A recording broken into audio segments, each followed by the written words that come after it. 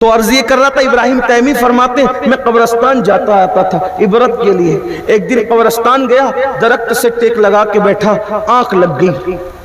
توجہ کرنا، اس پہ بات مکمل ہو رہی۔ آنکھ لگ گئی۔ جب آنکھ لگی، ابراہیم تیمی کہتے ہیں میں نے خواب میں کیا دیکھا، لوگ قبروں سے نکل رہے ہیں۔ ایک بندہ قبر سے نکلا تو جہنم کی آگ کی بنی ہوئی زنجیر اس کے حلق میں ڈالی گئی اور اس کے پیٹ سے گزرتی ہوئی اس کے پاخانے کے مقام سے نکل گئی۔ وہ تڑپ گیا۔ تڑپنا تو تھا ہی، جہنم کی آگ کی زنجیر حلق میں ڈال کر کے اس مقام سے نکلے تو تڑپ تو نہیں تھی۔ تو کہنے لگا اللہ کیا میں نماز نہیں پڑھتا تھا؟ یعنی وہ نمازی تھا۔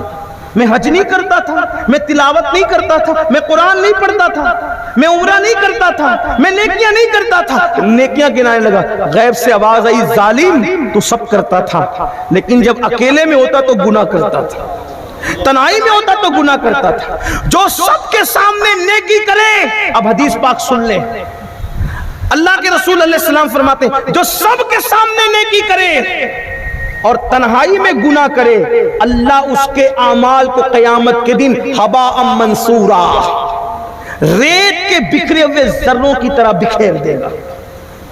وہ بے نیاز ہے۔ وَالْعَاقِبَةُ لِلْمُتَّقِينَ کہا گیا کہ آخرت تو صرف اللہ سے ڈرنے والوں کے لیے، آخرت تو پرہیزگاروں کے لیے ہے۔ اس لیے اللہ کے بندو آؤ رجوع کریں، بس این کرتے ہوئے آؤ سچی توبہ کرو، پلٹو۔ کب تک گناہ میں زندگی گزارو گے؟ گناہ میں سکون نہیں، گناہ میں لذت تو ہے، گناہ میں عزت نہیں، گناہ میں آرام تو ہے، گناہ میں سکون نہیں۔ آپ کہیں گے آرام اور سکون میں کیا فرق ہے؟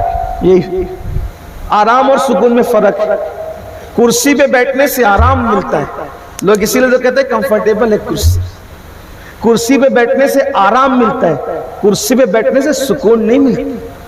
نرم گدوں پہ لیٹنے سے آرام ملتا ہے، سکون نہیں ملتا۔ کھانا کھانے سے آرام ملتا ہے، سکون نہیں ملتا۔ آرام اور سکون میں فرق ہے۔ لوگوں نے آرام کو سکون سمجھ لیا۔ اگر کرسی میں بیٹھنے سے سکون ملتا تو جو پورے ملک کی کرسی میں بیٹھے ہوئے وہ بے چین کیوں؟ اگر کھانے سے سکون ملتا تو فٹ پاتھ پر بھیک مانگ کر آدھی روٹی کھانے والا سکون میں ہے، اور جس کا دسترخوان پورا بھرا ہے اس کو سکون نہیں۔ آرام اور سکون میں فرق ہے۔ آرام جسم کو ملتا ہے، سکون دل کو ملتا ہے۔ اس لیے سب لوگ آرام کی تلاش میں اسی کو سکون سمجھ رہے اور تڑپ رہے ہیں، بلک رہے ہیں۔ پوری دنیا بلک رہی، کوئی کم کوئی زیادہ، چین سے لے کے ہند تک، ہند سے لے کے سندھ تک، سندھ سے لے کے امریکہ برطانیہ، بلکہ ایک دوسرے کو مار ڈال رہے ہیں کہ مجھے سکون نہیں تو اس کو بھی نہیں ہوگا، اس لیے یہ نیکی کرو کہ اس کو بھی لٹا دو تاکہ یہ سکون پا جائے۔ تو جو دنیا میں سکون نہ پا سکا وہ مر کے کیا سکون پائے گا؟ بلکہ دنیا کی بے اطمینانی تو لمیٹڈ ہے اور آخرت کی بے اطمینانی تو انلیمیٹڈ ہے، نہ ختم ہونے والی۔ اس لیے آؤ اپنے اللہ سے رشتہ جوڑیں، اپنے اللہ کے قریب آئیں۔ زندگی میں اللہ نے چانس دیا، توبہ کرو، اور اللہ کا وعدہ ہے جو توبہ کرے گا اسے گناہ سے ایسے پاک کر دیں گے جیسے ابھی اپنی ماں کے پیٹ سے پیدا۔ جو اختتامیہ کے طور پہ بات کرنے چلا ہوں وہ یہ، گناہ چھوڑ۔ اللہ کے رسول علیہ السلام سے پوچھا گیا سب سے بہترین ہجرت کیا ہے؟ فرمایا گناہ چھوڑ دینا یہ سب سے بہترین ہجرت ہے، اس سے بڑی کوئی ہجرت نہیں ہے۔ گناہ چھوڑو نیکی کی طرف۔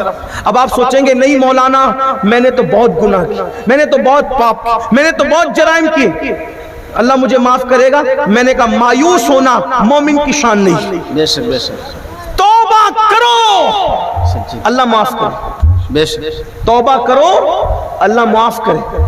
بس وہ روایت پڑھ